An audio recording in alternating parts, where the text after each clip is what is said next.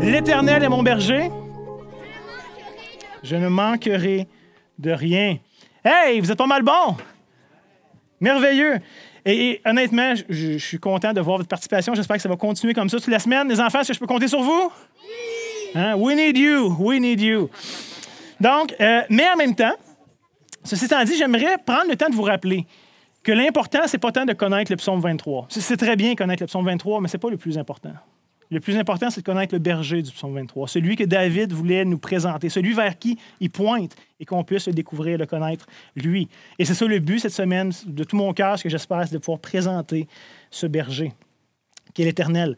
Donc ce soir, on réfléchit ensemble au deuxième verset du psaume 23, où David va continuer d'utiliser l'image ou l'allégorie des bergers, des brebis, pour nous aider un peu à comprendre qu'est-ce qu'il veut dire lorsqu'il affirme que l'Éternel est notre berger, qu'on manquera de rien. À quoi David fait référence? De quoi est-ce qu'il parle? Donc, je vous propose qu'on puisse commencer juste à lire ce qu'on a vu ce matin, qu'on puisse rajouter ce qu'on va voir ce soir. Donc, Cantique de David, on a déjà vu que c'était lui l'auteur. « L'Éternel est mon berger, je ne manquerai de rien. » Mais comment ça se manifeste? David nous aide au verset 2 en écrivant « Il me fait reposer dans de verts pâturages. Il me dirige près des eaux paisibles. » Un bon berger, évidemment, doit absolument connaître c'est quoi une brebis. Connaître c'est quoi les besoins d'une brebis. S'il ne connaît pas ce dont il est appelé à prendre soin, ça va être difficile pour lui de faire un travail qui va être efficace, évidemment. Ça va être impossible même. Et dans l'exemple qu'on a ici, on voit que le berger conduit ses brebis dans de verts pâturages et vers des eaux paisibles. Et je sais que c'est des vaches sur la photo, pas des moutons. Mais je n'avais pas de meilleure photo que j'ai trouvée où est-ce qu'il y avait des verts pâturages puis des eaux paisibles. Je suis désolé, imaginez que c'est blanc et que ça a de la laine. Mais ici, on parle l'idée de vert pâturage, d'eau paisible. De quoi est-ce que David est en train de parler? Il parle évidemment ici des besoins physiques. Il parle du manger et du boire. Je vous rappelle que le psaume 23 est cette métaphore de la réalité de Dieu ou du berger qui est le soin qu'il donne ou qui entretient par rapport à nous, son peuple, ses brebis. Et vous connaissez certainement la fameuse pyramide de Maslow. Qui connaît la pyramide de Maslow? Moi, quand j'étais en secondaire 5, en cours d'économie familiale, je me suis dit, je ne vais jamais me servir de ça. Et finalement, j'avais tort, je m'en sers ce soir quand des boulots. Mais selon la proposition de Maslow, quels sont les besoins les plus fondamentaux de l'être humain? Oui, physiologique, mais dans les besoins physiologiques, c'est quoi les besoins les plus fondamentaux de l'être humain?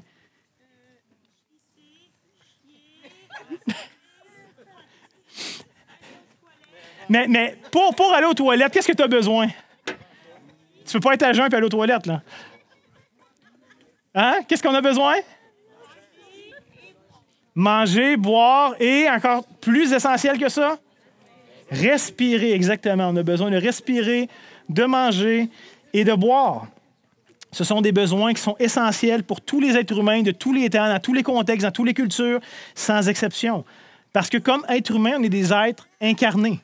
Qu'est-ce que ça veut dire être un être incarné? Ça veut dire qu'on a un corps. On n'est pas chez un esprit qui flotte dans le vide ou comme un ange ou comme quelque chose d'autre. On est un corps. On est incarné, donc on a des besoins corporels, on a des besoins physiques, parce qu'on a un corps physique. Et littéralement, tu peux vivre quelques semaines sans manger. Certains peuvent vivre plus longtemps que d'autres sans manger, mais c'est la réalité, pas plus que quelques semaines.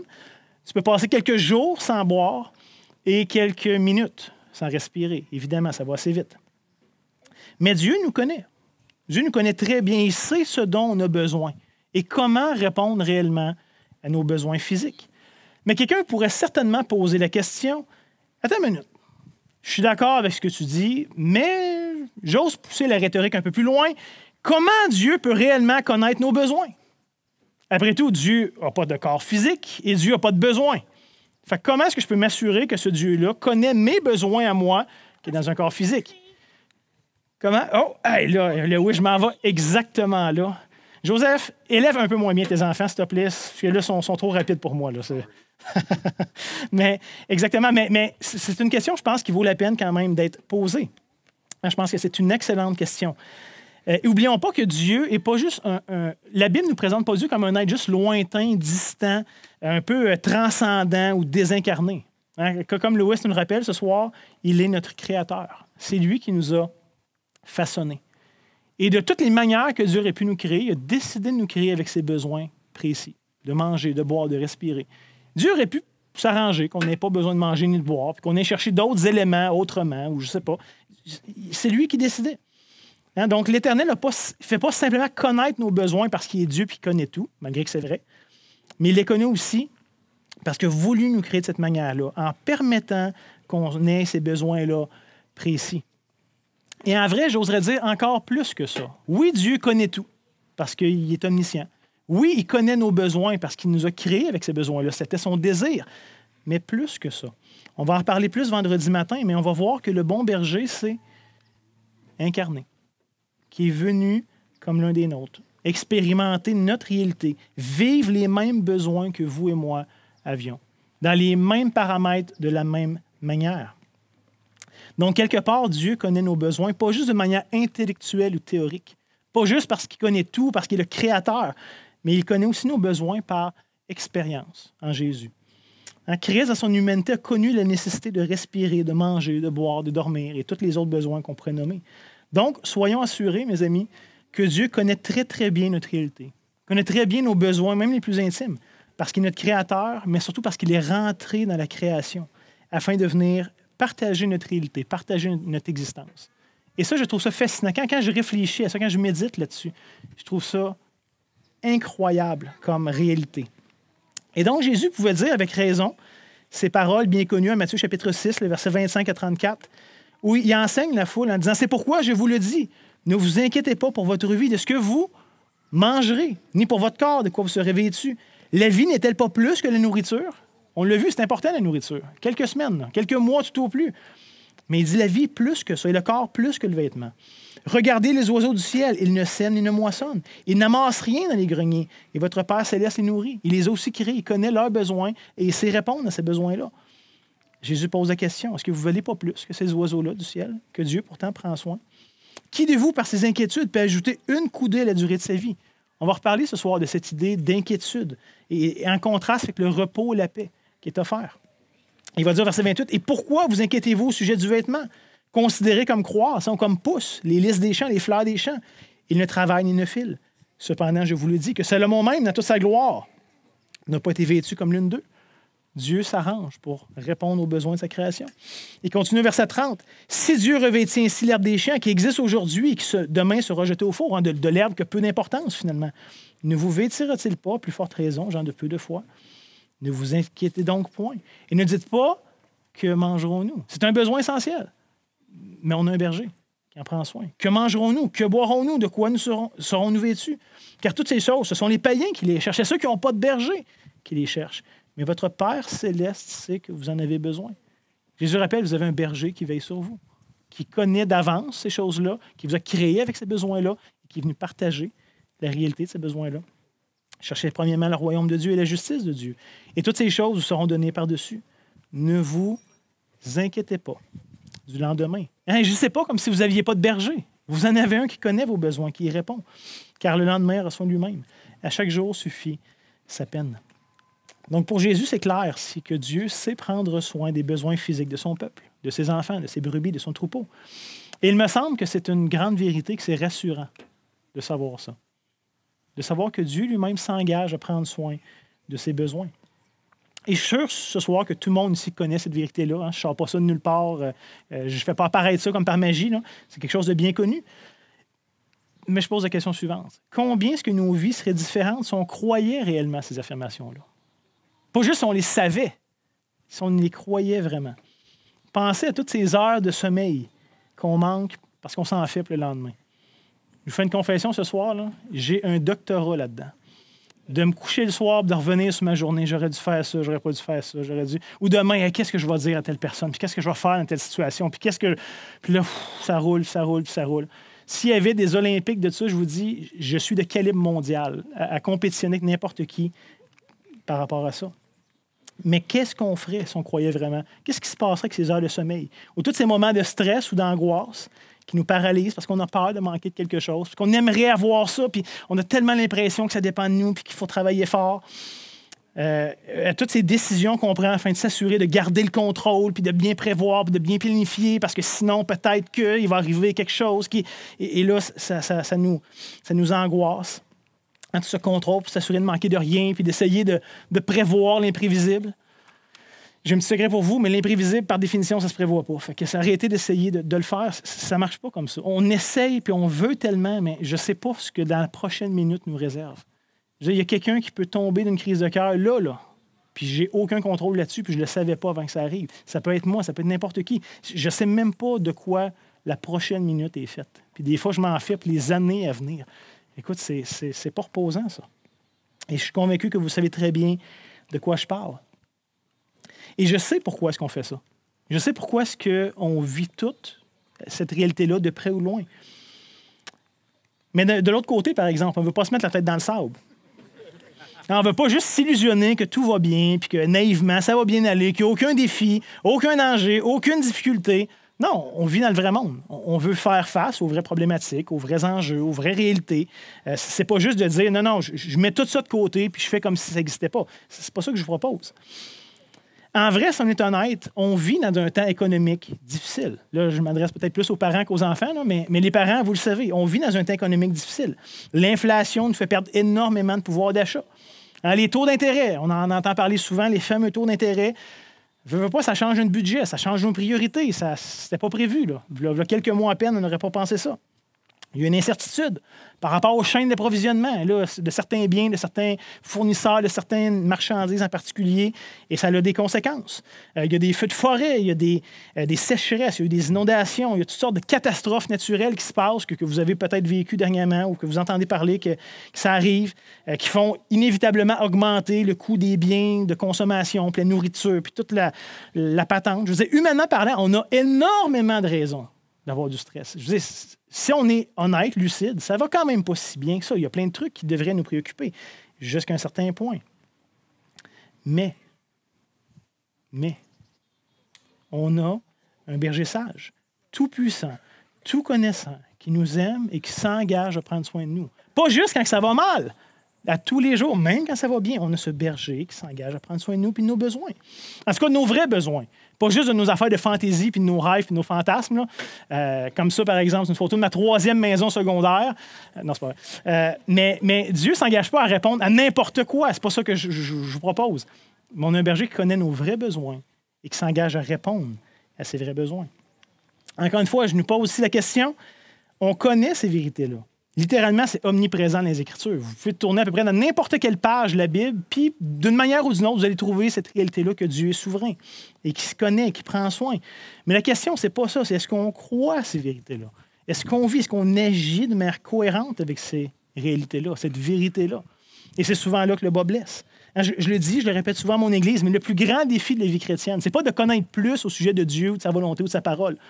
Le plus grand défi de la vie chrétienne, c'est de vivre ce qu'on connaît déjà. J'ose dire que vous pourriez ne rien apprendre de plus sur la Bible, sur Dieu, sur sa parole, sur sa révélation, sur sa volonté pour vous, etc., et que vous auriez déjà beaucoup plus que vous connaissez déjà comparé à ce que vous vivez. Le défi serait de vivre ce que vous savez déjà, sans même ajouter quoi que ce soit de plus. Le défi est là. Tellement souvent, est-ce que nos vies sont plus caractérisées par notre insécurité, par notre incrédulité, que par notre foi en Dieu et ses promesses? On marche par la vue. De ce que je vois, ce qui me semble évident, ce que j'entends, ce que je peux voir, ce que je peux toucher, des réalités qui m'entourent, plutôt que de croire ce que Dieu me dit des choses. Et c'est ma réalité, je suis convaincu que c'est votre réalité aussi. On marche tellement plus souvent par la vue que par la foi. Et c'est justement pour ça qu'on veut se rappeler qu'on a un berger qui nous connaît, qui s'engage à prendre soin de nous et qui connaît nos besoins et qui va savoir y répondre. Évidemment, si je ne crois pas que c'est vrai, si je pense que tout dépend de moi, de ma planification, de mon intelligence, de ma capacité de faire les choses, c'est normal que je me mette une énorme pression sur les épaules. Et dans un sens, je ne suis pas surpris de voir dans une société de plus en plus laïque, où Dieu prend le bord, de voir l'angoisse, les suicides, la dépression, tout ça être à un niveau jamais vu, puis que ça n'arrête pas d'augmenter d'une année à l'autre. Je peux comprendre pourquoi les gens se ramassent là. Quand tout dépend de toi, puis que ça dépend de ce que tu es capable de gérer, puis de faire, puis tout ça pour s'assurer de manquer de rien. Mais si l'Éternel est mon berger, je ne manquerai de rien. Et donc, je peux me reposer sur sa capacité de prendre soin de moi, de ma famille, de mes besoins. Pas en étant naïf et négligent. Ça ne veut pas dire « Yeah, je ne travaille plus demain! Dieu prend soin de moi! » Non, ce n'est pas de ça que je vous parle. Dieu utilise les moyens qu'il met à notre disposition. Mais ça nous permet quand même de savoir, de réaliser que tout ne dépend pas uniquement de moi, puis de ma capacité à faire les choses, puis de ma capacité à planifier.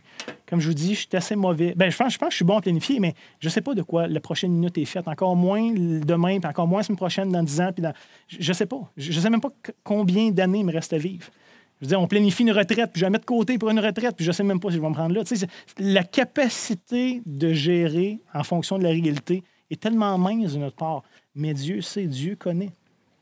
Pour revenir à l'image du berger qui conduit ses brebis, regardez l'emphase que David met dans cet aspect de besoin physique sur la paix et la quiétude. Regardez le verset 2. « Il me fait reposer. » Il y a cette idée de repos.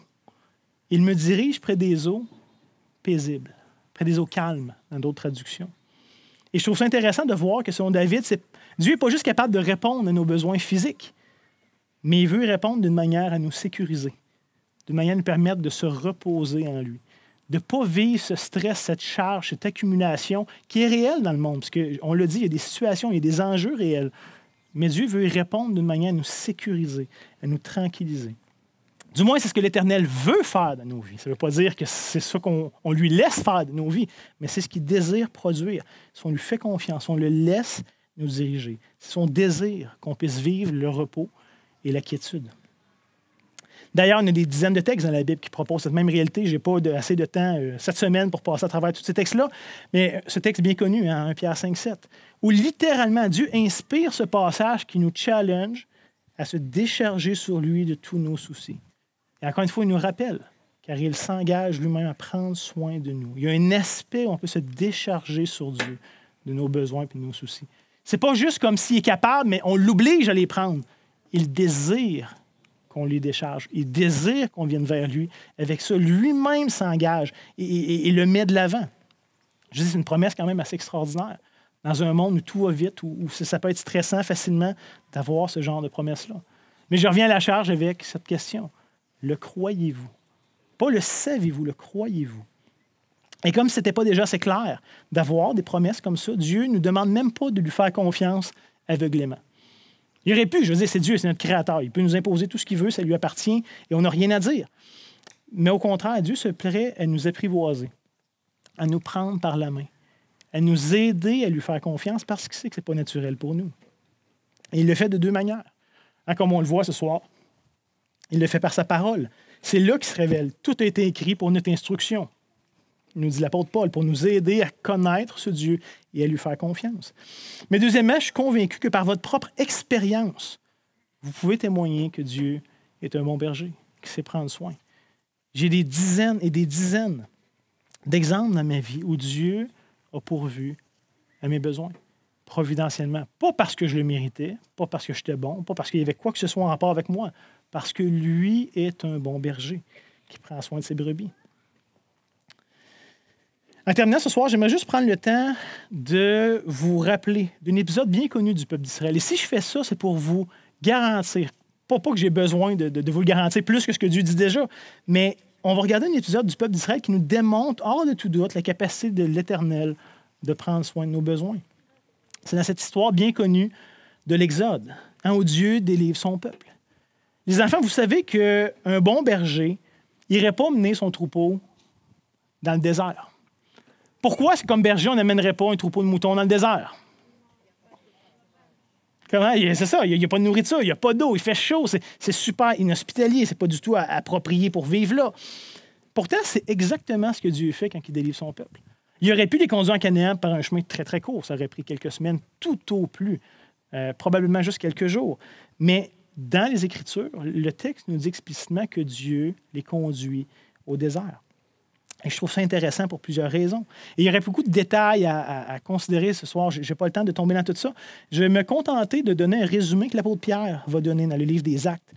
Il va dire c'est lui, évidemment parlant de Dieu, qui les fait sortir d'Égypte en opérant des prodiges et des miracles. C'est quoi les prodiges et les miracles qu'il va nous les donner? Des prodiges et des miracles au pays d'Égypte, avec les plaies et tout ça, au sein de la mer Rouge qui se sépare en deux et tout ça, et au désert pendant 40 ans, où Dieu a opéré des prodiges et des miracles en faveur de son peuple. Le point que je veux faire, c'est que l'Éternel n'est pas limité comme nous dans sa capacité de répondre à nos besoins. Donnez-moi un troupeau de moutons, puis envoyez-moi dans le désert, ça ne durera pas longtemps. suis peut-être même le premier qui va claquer. Là, ça ira pas bien. C'est pas hospitalier. C'est pas dans la capacité humaine de prendre soin de troupeaux dans ces conditions-là. Mais pourtant, Dieu sait prendre soin de son peuple, même dans un contexte extrêmement défavorable. Et il nous apprivoise, il nous donne ces histoires pour notre instruction, pour qu'on voit sa capacité de prendre soin de nous. Il va donner, par exemple, la colonne de feu et de nuée. Pourquoi est-ce que Dieu ferait une colonne de feu et une nuée dans le désert? La nuit fait extrêmement froid dans le désert. Le feu était probablement cette idée de réchauffer le peuple. La colonne de nuée les préserver du soleil. En plus, les diriger durant leur marche. Il y avait la manne, il y avait la caille, il y avait les rochers d'eau qui se fendaient pour que le peuple puisse boire. Il y a plusieurs textes même dans l'Ancien Testament qui nous disent que leurs vêtements ne s'usaient pas. Je ne sais pas si vous le savez, mais normalement, des vêtements, ça s'use, surtout pendant 40 ans. Là. Quand tu donnes ton coat à ton gars pendant une génération, d'habitude, il n'est pas aussi beau que quand il vient d'être tricoté. Là, mais Dieu a préservé ce qui leur appartenait pour qu'il manque de rien, parce qu'évidemment, il ne pouvait pas s'en faire comme il voulait dans le désert. Donc, Dieu sait prendre soin de son peuple, même dans un contexte extrêmement défavorable où, normalement, humainement parlant, on n'aurait rien espéré. Dieu nous montre que la capacité d'agir. Donc, ce soir, je vais terminer en vous disant que peu importe ce que vous vivez, peu importe peut-être les situations pénibles, défavorables que vous rencontrez dans vos vies, et il y en a. Comme je dis, on ne se met pas la tête dans le sable, on ne s'imagine pas que tout va bien. Il y en a. Mais permettez-moi de vous rappeler que l'Éternel n'est pas limité de prendre soin de vous, de répondre à vos besoins. C'est ce qu'il s'est engagé à faire. Et il en a déjà fait la démonstration à plusieurs reprises dans les Écritures. Dans chacune de vos vies, je suis convaincu. Il a montré qu'il n'y a aucune situation trop complexe ou trop impossible pour lui. Comme c'était le cas pour Israël dans le désert, Dieu avait un but d'amener son peuple dans ce contexte-là qui était défavorable, que nous, on n'aurait pas choisi, qu'Israël n'aurait certainement pas choisi. Dieu savait ce qu'il faisait. Il voulait se révéler à eux. Il voulait justement, comme je disais, les apprivoiser, leur montrer à dépendre de lui dans tous les aspects de leur vie, pour leurs vêtements, pour leur nourriture, pour la direction qu'ils avaient besoin de prendre dans le désert, etc., etc., etc. Donc, même si tu as l'impression de traverser le désert de tes vies, ou un des nombreux déserts de tes vies, je ne sais pas, ce soir, j'aimerais juste t'encourager en disant que l'Éternel a la capacité et le désir de répondre à tes besoins quand même. C'est rassurant. S'il y avait juste la capacité, mais pas le désir, ça ne nous aiderait pas beaucoup. S'il y avait juste le désir, mais qu'il n'avait pas la capacité, ça ne nous aiderait pas beaucoup. Les Écritures nous rassurent en nous disant qu'il a le désir et la capacité de le faire. C'est là et c'est disponible pour ceux qui font partie de son troupeau. Même si tu penses que tout est désespéré. L'Éternel est mon berger, je ne manquerai de rien. Il me fait reposer dans de verts pâturages, me dirige près des eaux paisibles. Le croyez-vous? Le vivez-vous? L'expérimentez-vous? Mais la beauté là-dedans, c'est que vous y croyez ou non, ça ne change rien. Dieu s'est engagé à le faire et il va le faire. Ça ne dépend même pas de la grandeur de notre foi et de notre capacité à réclamer ses promesses et à y faire confiance. Ceux qui font partie de son troupeau vont être pris soin parce que c'est le genre de Dieu qu'il est. Mon défi pour vous, comme j'ai dit tantôt, ce n'est pas simplement de savoir ces vérités-là, mais de les vivre, de les rechercher. Que vous aussi, vous puissiez expérimenter la paix dans ce monde qui est brisé, qui est décevant, que vous puissiez vraiment expérimenter, comme le dit le Nouveau Testament, cette paix qui surpasse toute intelligence, qui va au-delà. Mais en même temps, je ne veux pas non plus diminuer les difficultés de la vie. C'est vrai qu'on est encore dans la chair, c'est vrai qu'on vit des choses difficiles, que comme c'est ça, on vit dans un monde brisé, déchu, décevant. Et je ne veux pas mettre des lunettes roses, je ne veux pas faire de promesses bonbons. Ce n'est pas mon but ce soir. Mais par contre, je vous invite à contempler, à rechercher, à chérir l'accomplissement parfait et ultime. On vit dans un monde où des fois, c'est vrai que c'est difficile de voir comment Dieu est vraiment là, présent. Comment est-ce qu'il répond réellement à nos besoins? Il le fait, je suis convaincu. Ce n'est pas un menteur. Mais des fois, c'est dur pour nous de le voir et de vraiment pleinement le goûter. Mais regardez, un jour, ça va être évident. L'accomplissement ultime de tout ça va être palpable pour nous. Et ça va devenir indéniable pour tous ceux qui font partie du peuple de Dieu.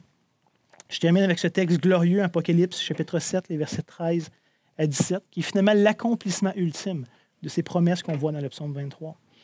On y lit, l'un des vieillards prit la parole et me dit, « Ceux qui sont revêtus de robes blanches, qui sont-ils? D'où sont-ils venus? » Je lui dis, « Mon Seigneur, tu le sais. » Et il me dit, « Ce sont ceux qui viennent de la grande tribulation. Ils ont lavé leurs robes et les ont blanchis dans le sang de l'agneau. C'est pour cela qu'ils sont devant le trône de Dieu et le servent jour et nuit dans son temple. Celui qui est assis sur le trône se dressera sa tente sur eux. » Et le verset 16 est important. « Ils n'auront plus ni faim, ni soif. Il me conduit de vers pâturage. Je me dirige près des eaux paisibles. Et un jour, ça va être palpable. Nos besoins vont être pleinement remplis. Ils n'auront plus ni faim, ni soif. Le soleil ne les frappera point, ni aucune chaleur, car l'agneau, parce que le berger est à la fois, oui, berger, mais il est aussi l'agneau. Car l'agneau qui est au milieu du trône les paîtra. C'est un terme qui est utilisé pour un berger. Et les conduira aux sources d'eau de la vie. Et Dieu essuiera toute larme de leurs yeux.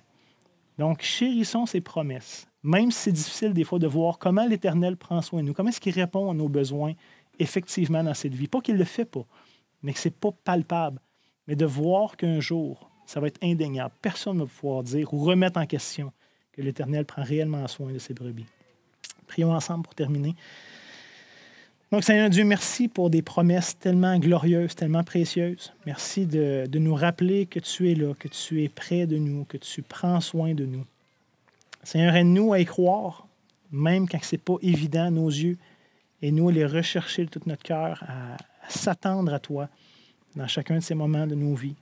Et nous être reconnaissants quand ça va bien, mais de s'accrocher à toi quand c'est plus difficile, plus pénible. Seigneur, permets-nous d'apprendre à marcher avec toi jusqu'au jour où enfin on va être dans ta présence, où enfin on va pouvoir goûter l'accomplissement ultime de toutes ces promesses. Seigneur, on a hâte, on désire ce moment-là. Seigneur Jésus, reviens bientôt. Mais en attendant, permets-nous de vivre d'une manière qui soit digne de toi, qui soit conforme, qui soit cohérente avec tes promesses que tu nous fais.